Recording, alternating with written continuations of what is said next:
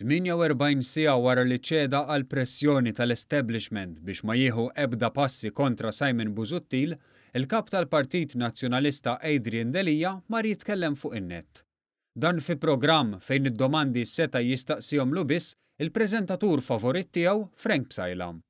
Jiem wara li nofs id-deputati tiegħu ħarġu jisfidawh pubblikament u l-eks kap Busuttil qal li Delija jrid jeħles minnu, issa Adrian Delija qal li l-firda fil-Partit Nazzjonalista qed ipenġi għal-Labour. U dil-kustjoni tal-firda u mhux firda eċetera, dik irid ipenġi għal-Labour u ħallha jpenġiha. Anke jekk saħansitra daħlu l-medjaturi biex jippruvaw itaffu l-inkwiet bejn iż-żewġ fazzjonijiet, skont Delija huwa tort tal-midja li l-partit der maqsum. Il-medja, partikolarment il-medja tal-Partit Laburista ovvjament jieħu l-okkażjoni li biex di jgħid u qasam il-partit u jkabbara u ribellioni.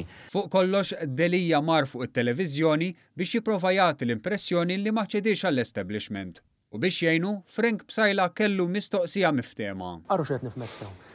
Mid-deċiżjoni li ħadd inti dakinhar li ħarġu l-konklużjoni Ma nbidel assolutament xejn. Delija qal dan anke jekk aċċetta li Simon Busuttil ma jerfax ir-responsabbiltà u jissospendi lilu nnifsu mill-Grupp Parlamentari Nazzjonalista kif wara kollox talab hu stess.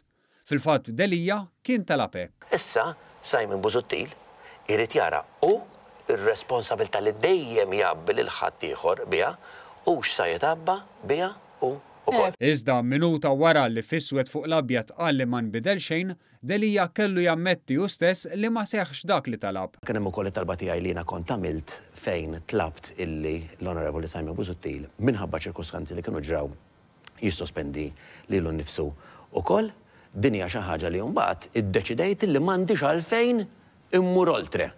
M'għandix għalfejn nibqgħu inkabru nibqgħu sejrin. U fil-waqt li qal li huma tal-Labour li jpinġu l-inkwiet fil-Partit Nazzjonalista, Delija ma qatx lura milli jitfa' l-botti għal dawk li fl-aħħar ġimgħat ma tantx kienu ħelwin dwaru.